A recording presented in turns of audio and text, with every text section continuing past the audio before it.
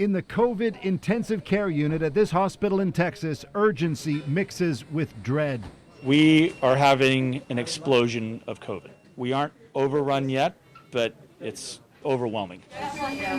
Texas is one of the states that had eased up on steps to combat the virus, but as its own governor today underlined, in the past few weeks, there has been a swift and a substantial spike in COVID-19 cases.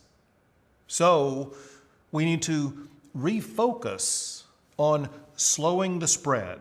Showing Texans the data to back that up, he's now ordering almost everyone in that state to wear a mask at all times when in public spaces.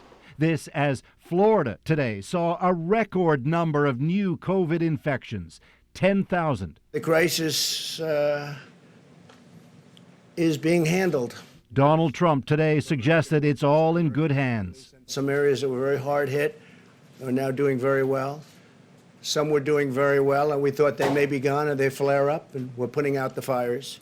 That's just not an honest assessment of what's happening. Rival Joe Biden is having none of it, slamming the president again for failing to properly take on the pandemic. Lead. Get out of the way so others can, Mr. President. Critics have in part pointed to Trump's effective refusal so far to wear a mask in public. They say signaling to millions it's not needed. But now a hint his view may be evolving, telling Fox News last night when he put one on, he liked what he saw. And I thought it looked okay. It looked like the Lone Ranger. Meanwhile, the country braces for big crowds and the 4th of July with the fear that in celebrating, Americans will now supercharge the spread.